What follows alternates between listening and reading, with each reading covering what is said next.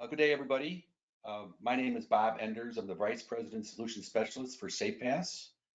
First, I'd like to thank you for taking the time to join us for our session on the benefits of internal controls. With me today, I've got Sean Cody and Craig Johnson, who will be involved in the panel discussion. And once again, we appreciate you joining us. As we go through today's session, if you have any questions, feel to submit those through the chat box, and they'll review those at the end of the presentation and respond accordingly. I'm going to jump to the agenda. This is the agenda that we've got planned for today's session.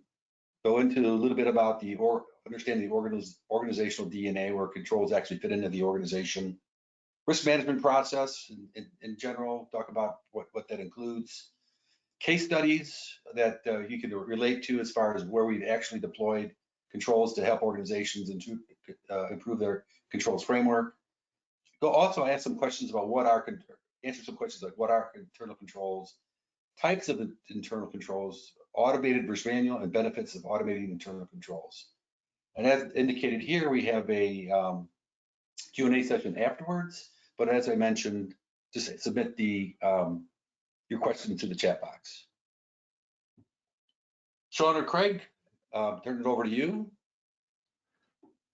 Yeah, cool. Thanks, Bob, and good morning or good afternoon wherever you are. And thanks for joining the couple of people that are on. And hopefully we can give you some information. And there'll be a few people watching this after on the recording. So, as Bob said, to start off with, internal controls. Why do we want to automate internal controls? To start off with, the logical place is, why do we even have controls, and what are they? And clearly that should be part of any good business management process. Just start clicking through for me, Bob. So where do they come from?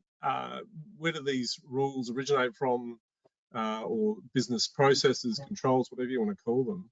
And they come from many different directions. The things that we must comply with, external compliance obligations, operating processes, the things that we do to actually deliver on what the organisation's there for. And often they can build up over time without really having any clear linkage back to a risk or a why we do some of these things. And I'm sure we've all heard, we've always done it this way type comment. And there's the things that can go wrong. We're always worried about those things, so we put in controls like WHS controls or work health safety controls. But then I think most importantly, and what actually rings a bell with most management, is what actually needs to go right. So all of those things link through to creating back to this concept of building controls. But most importantly, what we want to be able to do is to make sure that these controls that we build actually link through to what our promise is to be delivering, and whether that's to be efficient and effective in how we deliver, or complying with whatever we have to comply with, or all those things that can go wrong. But ultimately, it's how we deliver on our objectives, and so therefore we build all these systems and controls. Next slide over, Bob, and if you can just click on the next slide, Bob. Yeah, that's the way. So all these things are kind of concepts or sources of risk, and they, ultimately, if we're thinking about more than just the negative side, we think about the positive side of risk, the things that we need to go right, that makes our risks more useful and more relevant, particularly for management. And when you have conversations about any of this stuff around controls or automation of controls, or any controls that you have, or whether it's risk and compliance, all of those things are far more easier and more valuable when talking about this with management, when there's a clear linkage back to the organisational objectives. In particular, the KPIs that drive people's behaviour, KPIs drive people's behaviour. So when we link those controls back to a KPI for an individual or the organisation, it becomes much more powerful and useful. I suppose at this point here, Bob, we could do a poll, but there's only a few people online. So I suppose what we really want you to be able to think about here is, how many organisations actually are successful in identifying risks which clearly link to that sort of positive side of risk, not just the negative side, in order to sort of think about how you can be delivering on your promise. If we can get a couple of responses in there. Certainly in my experience, Sean, I don't know about you, but in my experience, risk is often seen as a negative thing. How do we, stop all the bad things from happening? And it's really rare for, as part of organisational culture to get that real focus on not just the negative things, but to be broader than that. Any comments there, Sean? Well, I think we all know that financial and accounting management has been around for 150 years. Risk management's been around for 30 or 40 years, and it's really come out of the defensive side of risk. So, it came out of preventing bad things happening. So risk has grown up in everyone's minds as something that you do to stop bad things happening. But of course, increasingly in the sophisticated world, assessing the forward view of risk, what is the risk of taking opportunities or looking at different opportunities? Risks are two-headed coins. So you have to more cognitively focus on the benefits of risk management in that sense. But the default position is definitely negative, and that's the history. So over on the next slide, Bob, if we've close the poll, we'll go to the next slide. Yeah. So just stop there on that slide there, Bob. So for me personally, when I see risk management, it's usually completely over complexed and sort of not done in a real, just obvious, simple manner. It becomes a pile of words that no one can really able to, get a proper story out of. But the simplicity of it is what needs to be focused on all the time. So, in the bottom left-hand corner there, risk is literally the effect, the impact, the positive and negative side of uncertainty, which is the future, trying to predict the future, on what you're trying to achieve. So clearly, you need to understand what your objectives are before you can understand what's at risk. And that simple process, the simple concepts are super important. So, context, so are we talking about a single process or the whole organisation, or even a step within a process, and what must go right? So what's that thing that we need to go right? The risk is kind of the opposite. If you understand your causes, then you know what you can do about it, which is your controls. But I also find that causes are often a misrepresented concept as well. You don't just want all the potential causes. You do want to know some of the potential causes, but you also want to know the actual causes. And it helps with addressing a broader concept. It can be organisational culture, which is often really important to understand. So how do we address those things with appropriate controls? If you follow that right the way through, understanding your controls and their effectiveness, for things that don't work, that sort of stoplight concept, if they're red, go and do something about it. And that's what risk management is there for, and that's their sort of concept really, is to help with business improvement. But if you click again, Bob, knowing the controls and their effectiveness and how they link back to objectives is what we're really trying to get to. And an example of that for me is in the procure to pay process.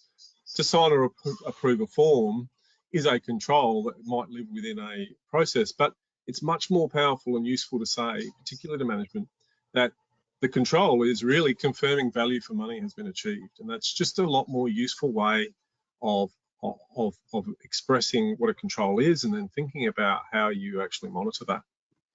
So over on the next slide, Bob. We have another poll. Yeah, we'll do that just after I introduce this. See, although we want to spend time understanding our risks, and and people call that risk management, what organisations mainly do is manage controls and deal with controls and all the pain that goes along with having too many controls. And without that link back to objectives and fully understanding your risks and why you're worried about those risks, not just all the potential causes, but the broader causes, you can end up with way too many controls, and it bogs down organisations. But on top of that, the more controls you have, the more exceptions you get, the more errors, the more ways that people need to circumvent controls or perceived controls, and get around things that aren't necessarily important. So being really focused on that linkage of controls back to why we're doing the thing that we're doing, whatever that is super important. And in particular, what you want to be able to identify is the critical controls. What are those things that really matter? What are the things that are non-negotiable and mandatory? So we've got another poll there, Bob, as you said. We can put that up and just spend time thinking about, in your organisation, how much effort is on risk management, or is it too little on actual control management and thinking through controls and what is critical and what's important, not just the way that we've always done it. It's rare in my mind, certainly in my experience, to see that the mix is always about right. And often there's not enough on either, and organisations float along doing a lot of things, maybe get improvement processes here and there, or service reviews or efficiency reviews, and then just do things for the wrong purpose. So any thoughts there, Sean, on the concept of managing controls or focusing on managing controls? I think just picking up on your previous slide, it does say 10% risk. That's not a reflection of importance relative to control. So you can't really develop great controls until you fully understand your risks, and the whole thing is all about, as you say, materiality. So critically important to really understand the causes of risks, because you don't build great controls unless they really address the true cause of risk. And that's where we find, and Craig and I have been doing this for probably nearly 40 years each, this is where you find lots of stuff-ups and failures. People have built controls for things they thought were important, but they turned out not to really be the key causative factor of the risk that they're mitigating. So again, it's all about true understanding, and we'll talk a little bit more as we go through about some of the tips and tricks on how to do that. Yeah, and on the next slide, it goes into more depth about what you just said there, Sean. If you just go over to the next slide. So the controls and the causes of controls can come from many different layers in an organisation, but we sort of focus most of our effort of controls on processes and information and technology, but the causes and the sources of risks can come from other layers. So people at the bottom there can actually be the cause of it, or customers, or of a risk, and we build controls within the processes, but an IT. But you really need to make sure that the IT control actually addresses that underlying root cause and where it's come from. Otherwise, you just have a control that may not actually hit the nail. But the three things that we sort of really try and impress on organisations when thinking about controls and automation of controls is make sure you understand your operational risks. You don't go and just implement controls, or make even worse, make them automated, and without properly understanding the controls that you need. Otherwise you end up with automating a useless control and spending a lot of time and effort. So make sure you understand your operational risks. Are there some risks that you're not really understanding the controls? Do we have all the controls that we need? Secondly, make sure your risk assessments find those control gaps and link back to causes, but also understand the why. Why are we worried about this? Why are we actually thinking about this risk anyway? It's got to relate back to an objective. And thirdly, justify any investment. It has to be able to be justified by the first 2 points there. Know the critical controls. Remove controls that don't make a difference, because that will take your eye off the ball, which is focusing on the most important things. But the last slide that I'm going to talk about, Bob, is on the next one. Just to add to that sort of concept I was just talking about there, make sure you spend, really most of your time on the highest risks. There's very few really high and high risks in any organisation. Make sure that those critical controls address those biggest risks. Otherwise, you end up highlighting the whole page. you put equal amount of effort to everything, which means that things that are lower risk don't or get equal amount of effort. That's something that's higher risk. So the concept of critical controls makes you focus just on those things that really matter. Sean, I'll hand over to you. You're going to go through a couple of examples and case studies now for the webcast. Right, thanks, Craig. So the next two case studies are both banks, and they both had significant and expensive outcomes, and as we'll see, were caused by pretty obvious things when you look with benefit of hindsight.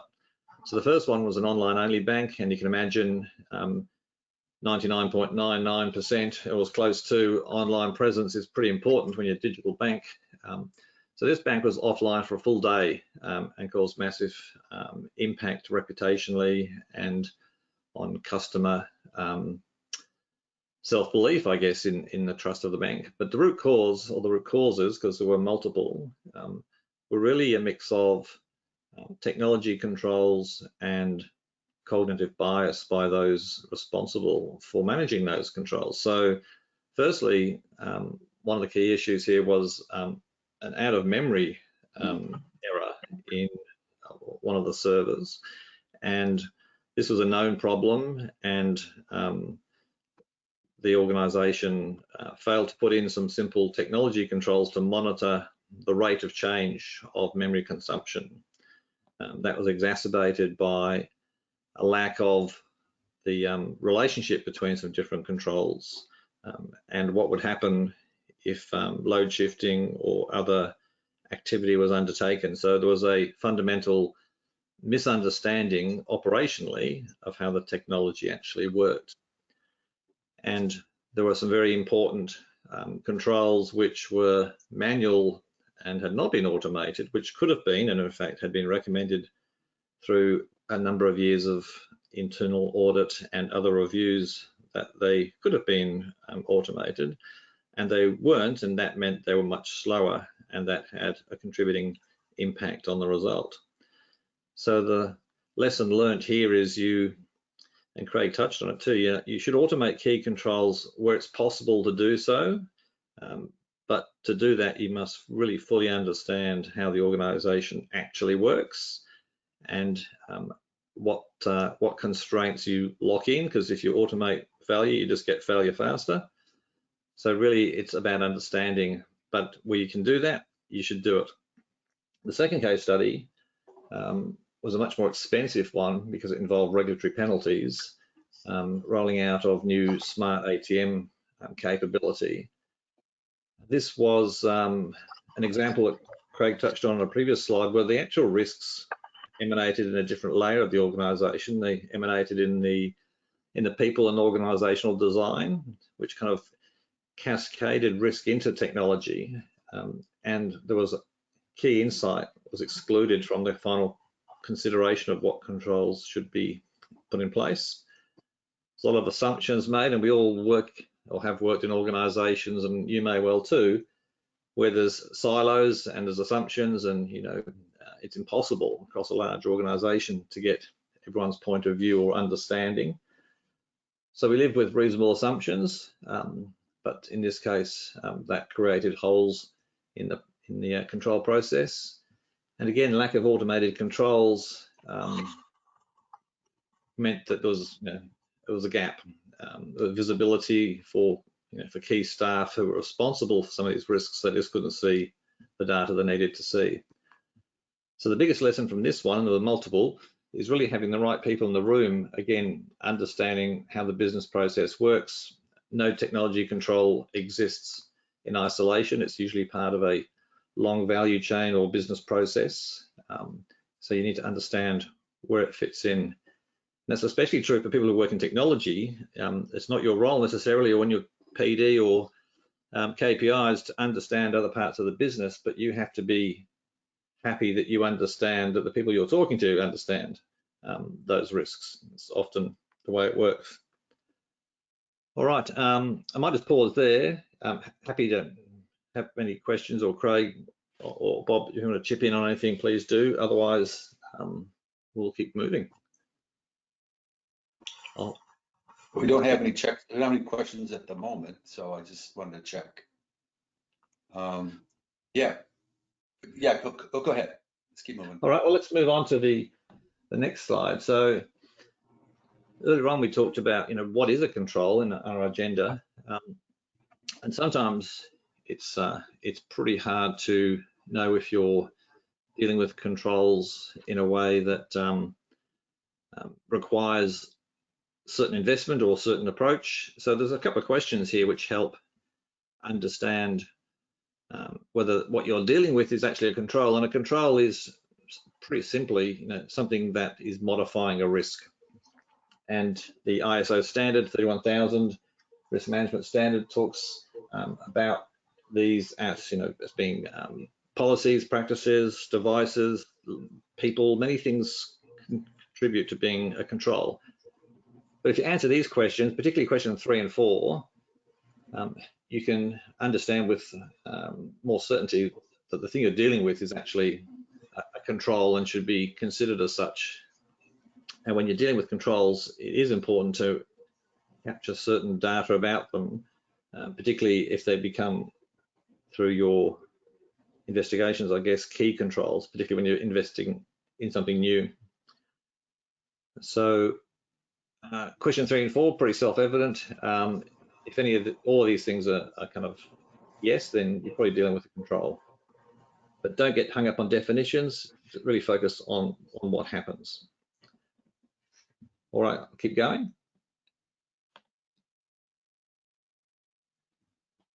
There's lots of different types of controls, as I hinted.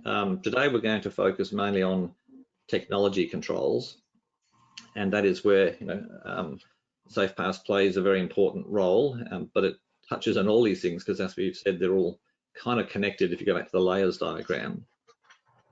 And really, in the work that we do, we end up focusing on the top 200 or 300 controls in an organization, the ones that matter most critical controls, depending how large the organization is, how complex.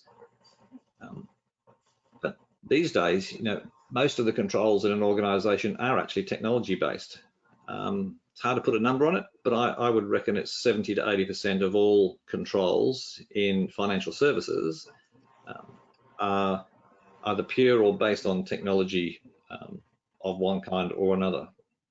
And you may all be, not sure of all your roles, but you'll all be quickly able to think of a whole bunch of controls that you see or work with every day. So I will move on to the next one. You'll obviously be able to read all this.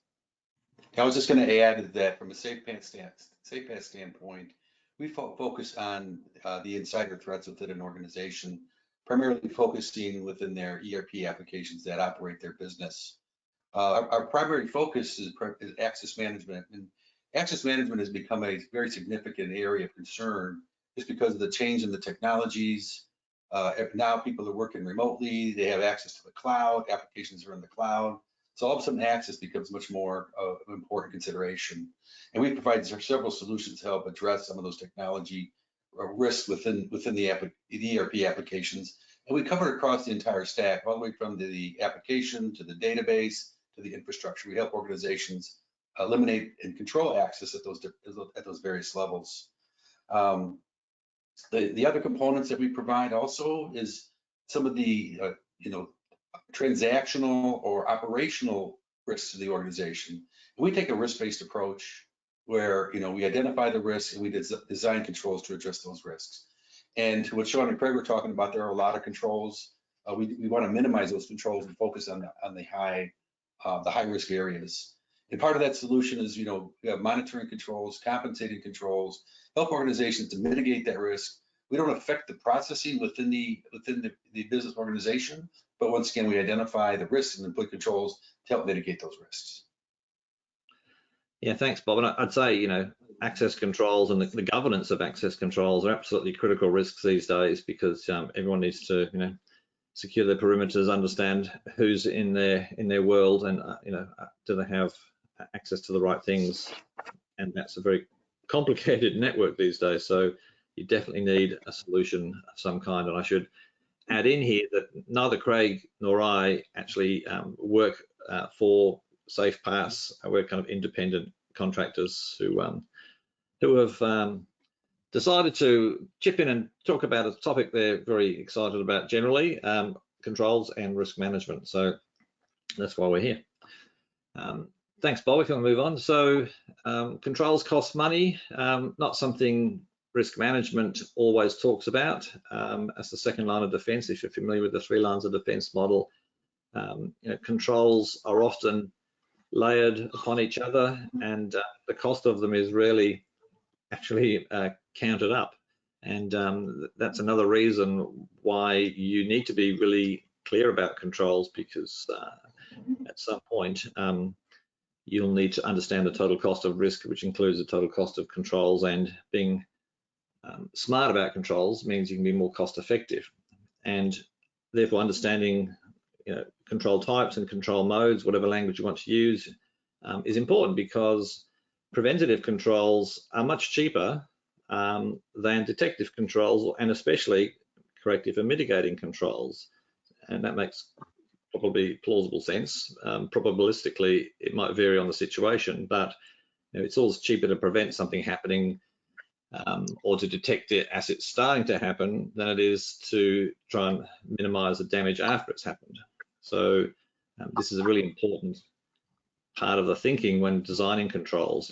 Can you build a preventative control? If you can, why is that not the best option? If you can't, think about detective. And then last of all, of course, if these things are going to happen, you really want to find ways to minimize the impact. And we could use lots of different examples that span everywhere from earthquakes, where, pretty hard, to fires in buildings. You'll all relate to fire sprinkler and warning systems, through to mispricing of products in the market, or not managing your memory load and efficiency in a server network. So every situation, every risk needs to be approached with a mindset of getting the right kind of controls. Okay, I will move on. Now, a bit of a busy slide, but this is really to make the point that controls are a bit like confetti sometimes, sprinkled through a business process. Depending on the process, and we might have a look at the procure to pay process that Craig mentioned before, and I'll throw to him and Bob to get some commentary here in a second. If you look at that process, it's full of sub steps, and in each of those, there could be really important controls. And I think, Craig, I might pick that point actually to throw to you to talk about the P2P process in this example. There you go. Similar to what I mentioned before. Through to Craig there. He wasn't expecting that, obviously. So. Bob, you go. I'm sorry, I can pick up here. Yeah, the procure-to-pay process is a very high-risk process in most any organizations. That's where a lot of funds are distributed to the various requirements that the organization has. And when you look at the procure-to-pay process, there's multiple control points where you establish control to help mitigate the risk that that might experience based on your process and controls around your process. And if I go from the very top of the process is, the raw data or the vendor information that you have that you purchase your goods from. You got to ask yourself these questions. When you start looking at your vendors, you got to ask your questions. Do I have duplicate vendors out there? And we've seen this in actual occurrences in many organizations and the clients that we work with. An example is IBM. Some organizations will put those exact, mnemonics to define that vendor, but some organizations will put, international business machines or IBM with periods in between. So all of a sudden, you can potentially visualize where, the same vendor could be entered multiple times in the application itself. And it's important from a business standpoint. You want to take advantage of any discounts that you've negotiated, but if you're buying from different vendors defined in your system, you may lose some of those discounts. Also, you need to look at, association between suppliers and employees. I did a project with a treasury organization in one of the states in the U.S., and they were very keen on, vendors with purchase with PO boxes, because sometimes you can, trick the system, so to speak, by not put a real address in there. And so we built controls to identify when that might exist. Also, blacklisted suppliers. You want to make sure that you're not involved in somebody that's got a history of, malfeasance involved. And there are sites that you can get against your vendor master. Also, another control point with frequent supplier changes. Why would somebody want to change all the supplier information all the time?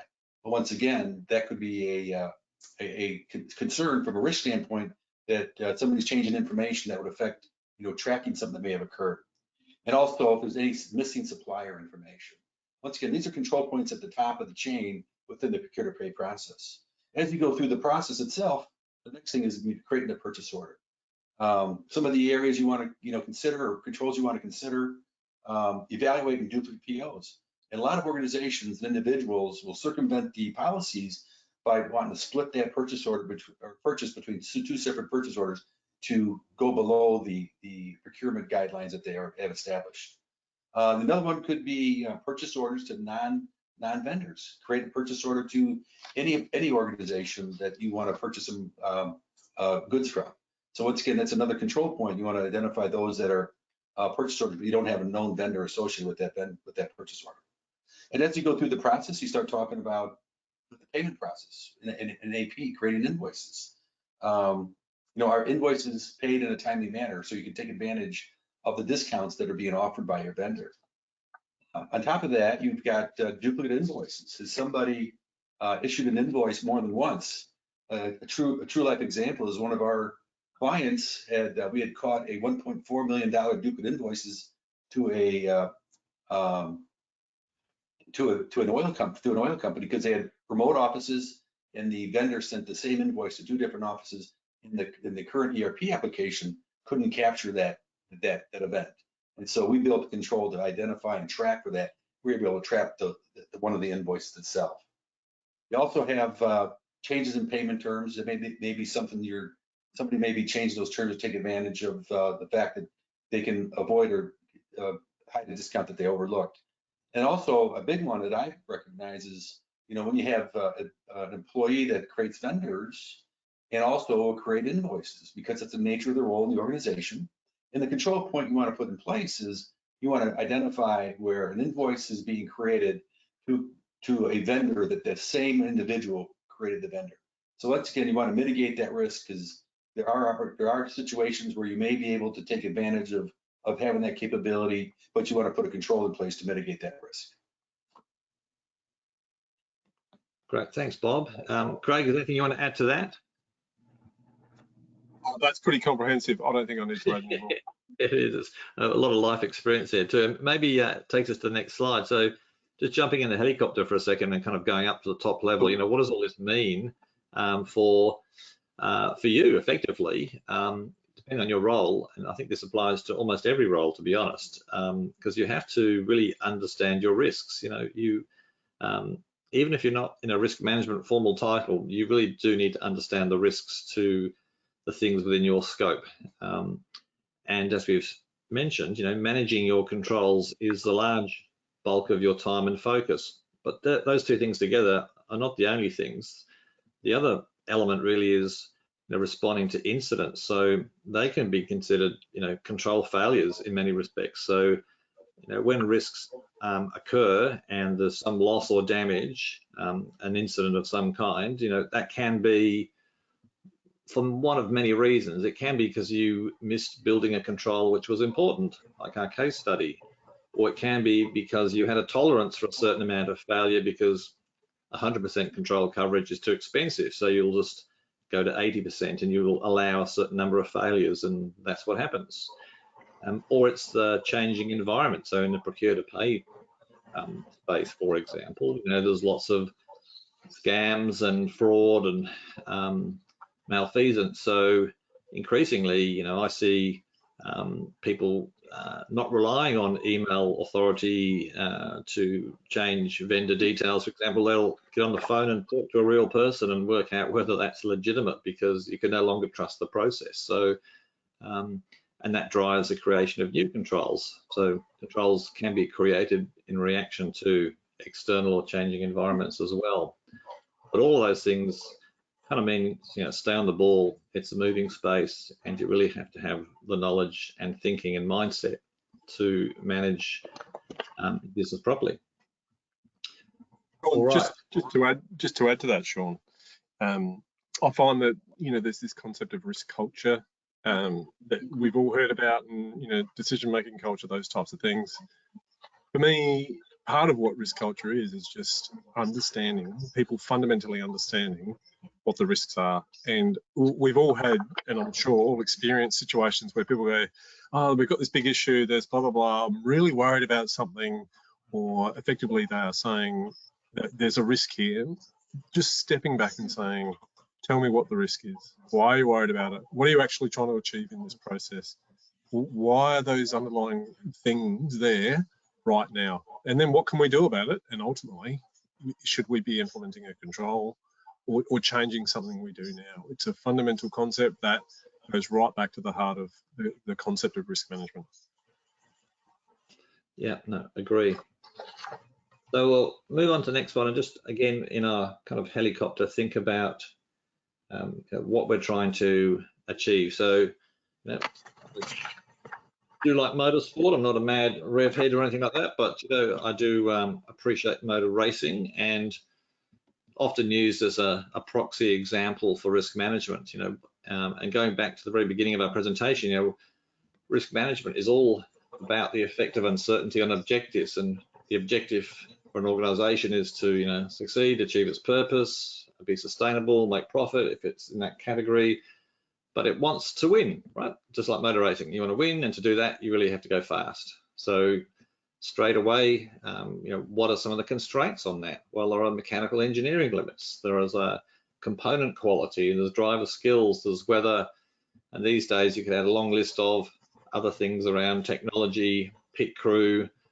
Who would have imagined 10 years ago you could change tires in under 3 seconds? So there's a whole range of organizational capabilities that help you achieve your objective.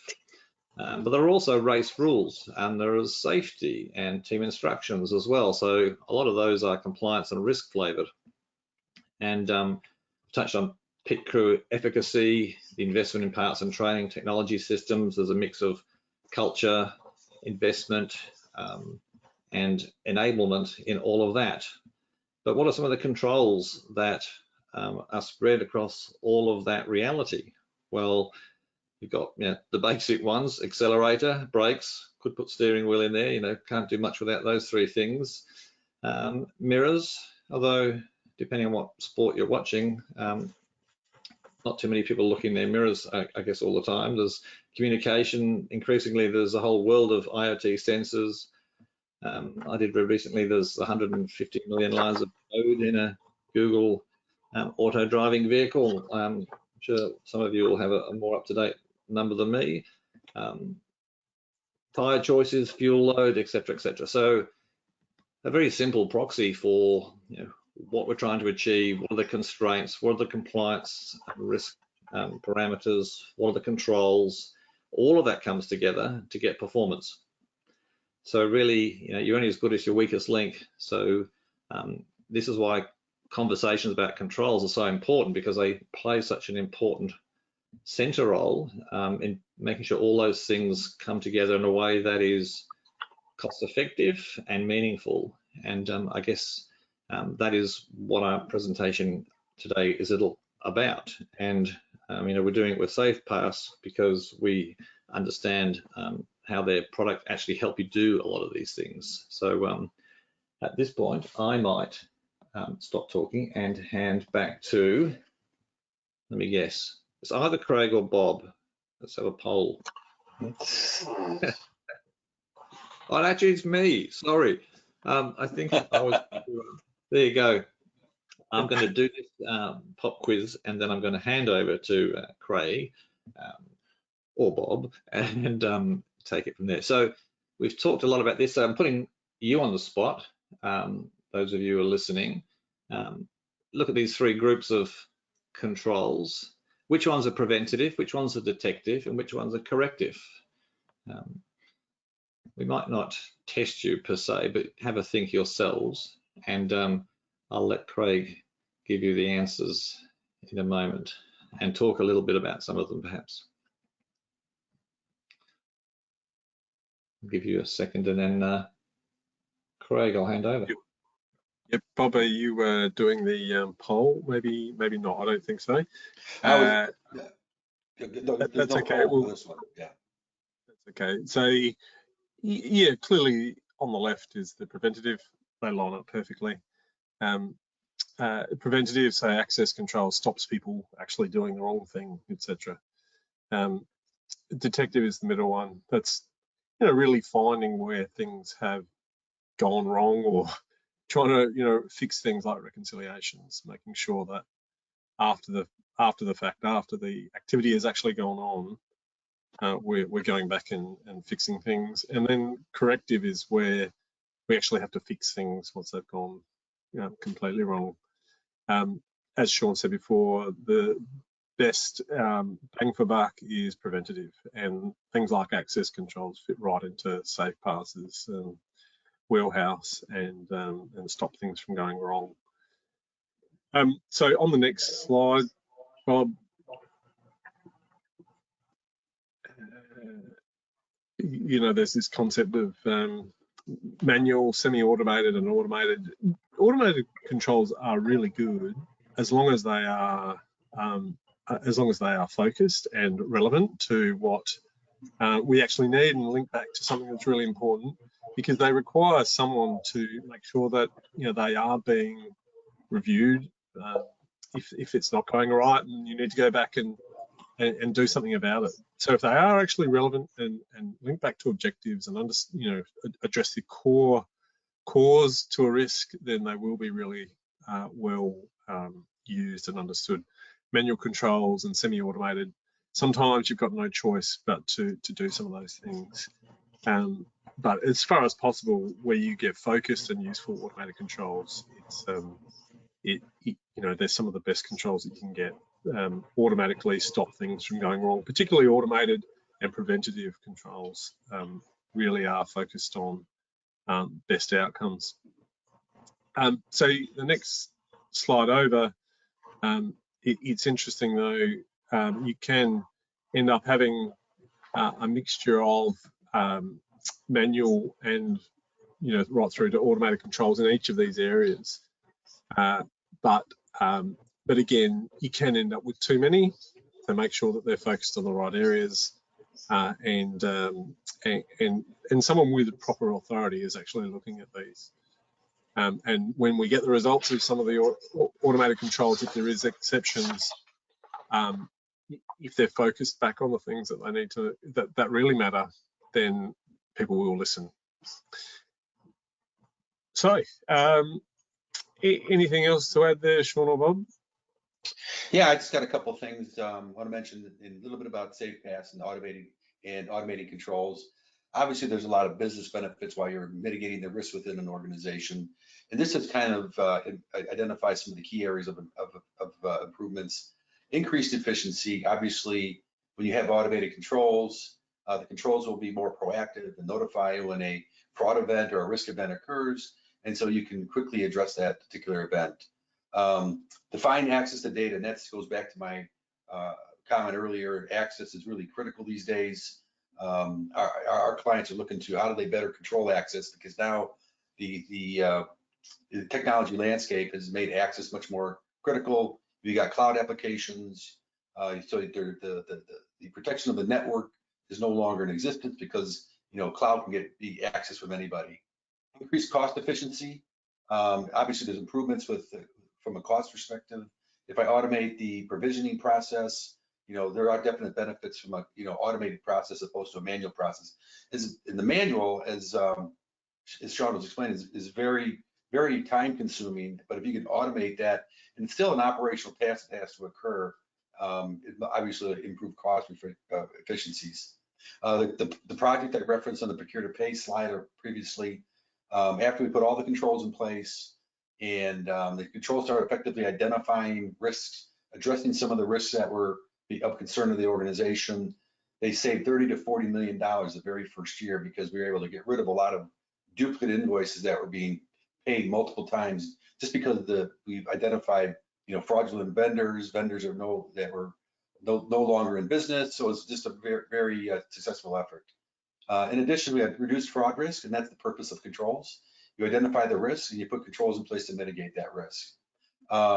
Restrict control data manipulation. When you have either manual or a semi-automated approach, you're accessing data to prove that you have controls in place. If it's manual, it's subject to error. It's subject to changes that may occur. It's subject to maybe somebody that doesn't quite understand the data, and they use that for potentially manipulation purposes. Improve security posture. That's the whole purpose of an automated solution. I want to mitigate the risks in my organization, at least the high risk areas, and eliminate that risk throughout the organization. Regulatory compliance, a lot of compliance requirements. I want to make sure that you have controls in place to help address any risks that may exist in the organization. Continuous monitoring. You want to, it's not a one-time scenario where when you run a control, it's ongoing because the threats and the risks don't stop. And also it supports accurate reporting. So those are some of the benefits of automated controls. And this is the last slide for today's session, just kind of introduce you to the SafePass and some of the capabilities that we focus on. If I just go from left to right on the different bubbles that are showing, one of the areas that we focus on is the access management area pretty extensively. That's the core of our capabilities. We have an application access governance hub. Segregation of duties is a very important control to many organizations, and that's where most organizations start. And the objective is I want to identify those individuals that have too much access on a single process that would create a risk to the organization. My example previously of an individual that can create vendors and create invoices, that would be a risk to the organizations. In most cases, it's going to be a segregation of duties violation. Next one is roles management, and that's a solution that we've developed to help our clients address some of the violations that are being detected because of the poor design of their roles and responsibilities. A lot of cases, they're inter-role violations that give somebody too much access to the same process, and you got to correct that access. But it's difficult within the daily operation of your business. We allow you to do it outside and simulate those changes you may want to include. The next one is self-service fine-grained user access request management, and that's the user provisioning process. And if you have multiple applications, like a lot of organizations these days with the best-of-breed approach, every one of those systems has a unique way of how they provision access. We've come up with a solution that'll make a common look and feel for all your different applications, and all the policy analysis that goes on before we initiate the request for access is part of the process itself. We use workflow to route to reviewers and approvers. They're going to see all the potential violations that could occur if you give somebody access based on their request, and they have the opportunity to cancel or reject anything that's too risky. So once again, it just helps automate the process. One of our clients that we deployed a number of years ago, they were sharing with us in one of our webinars that they saved unexpectedly $300,000 in 1 year by automating the provisioning process. Because once again, it's a very time-consuming manual process in a lot of organizations. And if you're doing based on your controls, so you can make sure you conform with your policies. Enterprise-wide granular access certification. Basically, it's the periodic access reviews of all the users in your ERP applications. But we go beyond just the ERP applications. Now we do it at the database level, at the operating system level, the network level, essentially any data source, because that's an area that's still an area of risk that fraudulent individuals, if they got the right knowledge, they can get into your ERP applications from the infrastructure within the organization. Actually, we were just in discussions with a prospect that they outsource their ERP applications to a managed service provider, and the client, another client of that managed service provider, was able to hack into their database, and from the database they got into their ERP application and was able to extract some money out of them. And so now it's becoming much more apparent that you're not totally protected at all levels. Privileged access management, we can now monitor at the database level. So if there's proprietary information, you want to know what your DBAs are doing. If they're looking at proprietary information, we can now track that. So it's a form of a control. We don't stop it, but we can inform the control owners that, hey, such and such person had viewed this data or made a change to an object or inserted data that they shouldn't have. So it doesn't go unnoticed when they do something to that effect. Fine-grained identity access administration. We work with different IGA providers and IDM providers, and they can use our technology and integrate to our technology to do some analysis that would be at the level that we provide. And then the last bubble on the far right, we can also monitor continuous transactions, split purchase orders, duplicate invoices. We can help automate those reviews. Same with configurations and also master data like vendor bank accounts. And what occurs when one of our monitors won't stop it, but it'll notify the control owner when a violation of a monitor or an incident is detected. So that's the SafePass solution in a nutshell. And this is the last slide. Any questions from the audience? If you do have a question, put it in the chat box.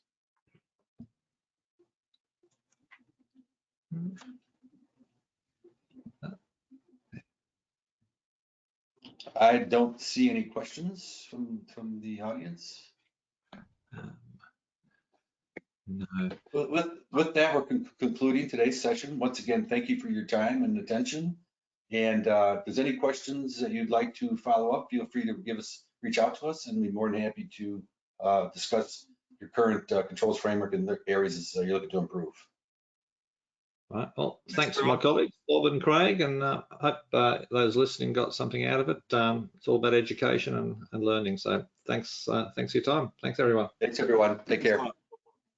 Bye.